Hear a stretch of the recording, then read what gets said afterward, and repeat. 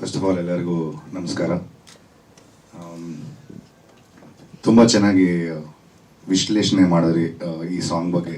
Being law student, you self told me. Actually doctor Ambedkar ಅವ್ರ ಸಾಂಗನ್ನು ಏನು ಹೇಳಬೇಕಾಗಿಲ್ಲ, ಅದು ಆ ಹೆಸರಲ್ಲೇ ಎಲ್ಲ ಹೇಳುತ್ತೆ. ಅದಕ್ಕೊಂದಷ್ಟು ಪ್ರೀತಿ ಬಣ್ಣ ತುಂಬುವಂಥ ಕೆಲಸನ ಮಂಜು ಮಾಡಿದ್ದಾರೆ. ಇಷ್ಟು ಮಾತ್ರ ನಾನು ಹೇಳಬಲ್ಲೆ. ಯಾಕಂದರೆ ಆ ಸಾಂಗಲ್ಲಿ ಹೇಳ್ದಂಗೆ ಆ ಹೆಸರೇ ಒಂದು ಶಕ್ತಿ. ಲಾಸ್ಟ್ ಲೈನಲ್ಲಿ ಒಂದೇ ಒಂದು ಅವ್ರನ್ನ ಹೆಂಗೆ ಹೇಳ್ಬೋದು ಅನ್ನೋದನ್ನು ಲಾಸ್ಟ್ ಪದದಲ್ಲಿ ಹೇಳಿದ್ದಾರೆ.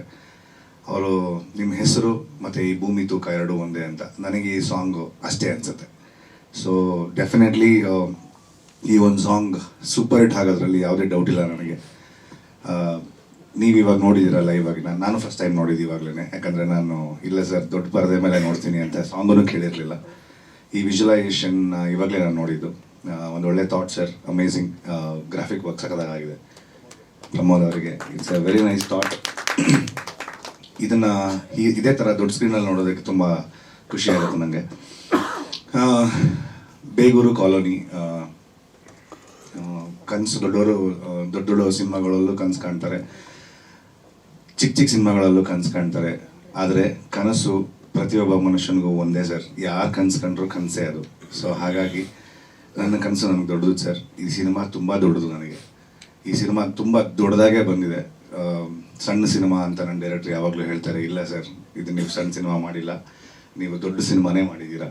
ಸೊ ಈ ಸಿನಿಮಾದಲ್ಲಿ ಯಾರು ಒಂದೊಂದು ಮಿನಿಟ್ ಸ್ಕ್ರೀನ್ ಸ್ಪೇಸ್ ಶೇರ್ ಮಾಡಿದಾರೋ ಅವರಿಗೆಲ್ಲರಿಗೂ ಆ ಕ್ರೆಡಿಟ್ ದಕ್ಕತ್ತೆ ಅನ್ನೋ ಒಂದು ದೃಢವಾದ ನಂಬಿಕೆ ಇದೆ ನನಗೆ. ಸಿನಿಮಾ ಒಬ್ಬರಿಂದ ಗೆಲ್ಲಕ್ಕೆ ಸಾಧ್ಯನೇ ಇಲ್ಲ, ಇನ್ಕ್ಲೂಡಿಂಗ್ ನಮಗೆ ಕಾಫಿ ಕೊಡ್ತಾ ಇದ್ದ ಹುಡುಗನಿಂದ ಹಿಡಿದು ಪ್ಲಸ್ ಇವತ್ತು ಇಲ್ಲಿ ನಿಂತ್ಕೊಂಡು ಈ ಸ್ಟೇಜ್ ಮೇಲೆ ಈ ಜಾಗ ಕೊಟ್ಟಿರೋರಿಗೆ ಪ್ರತಿಯೊಬ್ಬರಿಗೂ ಇದೊಂದು ಸಲ್ಲೇಬೇಕಾಗತ್ತೆ. ಸೊ ಅದನ್ನು ಯಾವಾಗಲೂ ನಾನು ನಂಬಿರೋನು. ಜಾಸ್ತಿ ತಾಳ್ಮೆಯಲ್ಲಿ ಶಕ್ತಿ ಇದೆ ಅಂತ ನಂಬಿರೋನು ನಾನು. ಸೊ ನಿಜ ಹೇಳಬೇಕು ಅಂತಂದರೆ ದೊಡ್ಡ ಮಟ್ಟದಲ್ಲಿ ಪಬ್ಲಿಸಿಟಿ ಇಲ್ಲ ಸರ್, ಏನೂ ಆಗ್ತಾ ಇಲ್ಲ. ನನಗೆ ಗೊತ್ತಿರಂಗೆ probably this will be the last press meet also ಅಂತ ಅನಿಸುತ್ತೆ.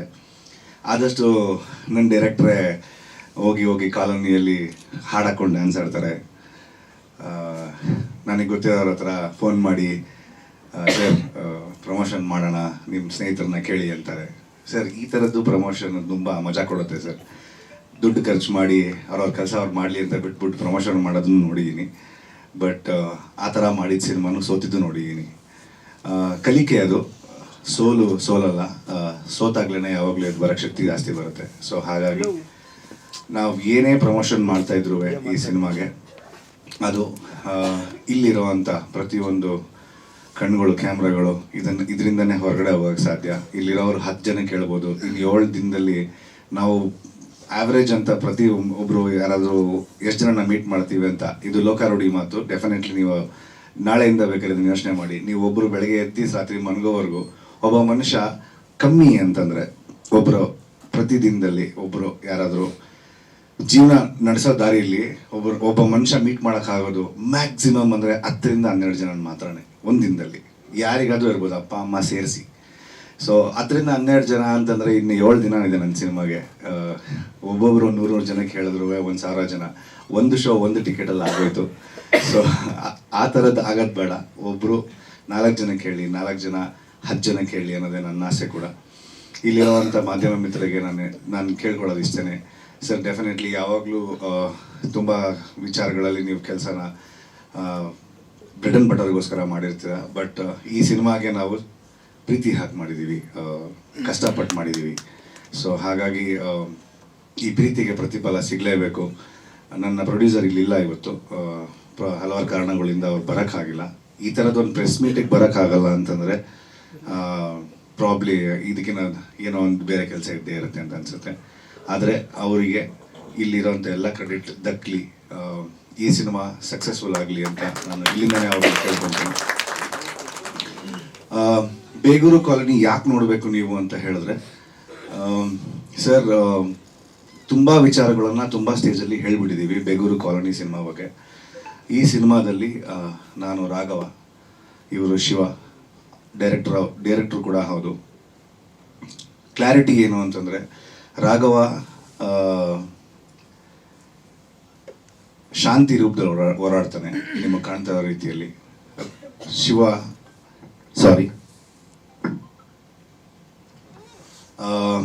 ಶಿವ ಕ್ರಾಂತಿ ರೂಪದಲ್ಲಿ ಹೋರಾಡ್ತಾ ಇರೋದು ಒಂದೇ ವಿಷಯಕ್ಕೆ, ಅದು ಸರ್ ಹೇಳ್ದಂಗೆ ಆಟದ ಮೈದಾನದ ಬಗ್ಗೆ.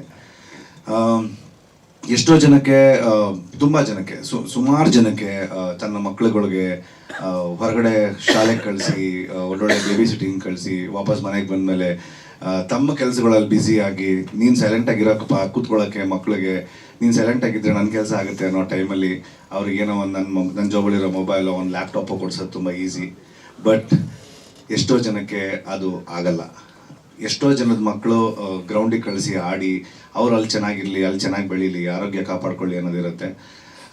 ಎಷ್ಟು ಮಟ್ಟಿಗೆ ಇದು ರೀಚ್ ಆಗುತ್ತೆ ಅಂತ ಗೊತ್ತಿಲ್ಲ. ಬಟ್ ಡೆಫಿನೆಟ್ಲಿ ಕಾಲೋನಿಯಲ್ಲಿ ಬೆಳೀತಾರೆ ಅವ್ರಿಗೆ, ಕಾಲೋನಿಯಲ್ಲಿ ಇರೋರಿಗೆ, ಅಥವಾ ನಮ್ಮದು ಒಂದು ಕಾಲೋನಿ ಅಂತ ಅಂದ್ಕೊಂಡ್ರೆ ಸರ್, ಯಾವುದೇ ಅಪಾರ್ಟ್ಮೆಂಟ್ಸ್ ಆಗಲಿ, ಯಾವುದೇ ಬಿಗ್ ಜಾಗಗಳಾಗಲಿ ಸರ್, ನನ್ನ ಲೆಕ್ಕದಲ್ಲಿ ಅದು ಕೂಡ ಒಂದು ಕಾಲೋನಿನೇ. ಅದು ಸ್ವಲ್ಪ ಅಲಂಕಾರವಾಗಿರುತ್ತೆ, ಅಲಂಕಾರ ಮಾಡಿರ್ತಾರೆ ಅದಕ್ಕೆ, ಬಟ್ ಇಲ್ಲಿ ಅಲಂಕಾರ ಇರಲ್ಲ ಅಷ್ಟೇ.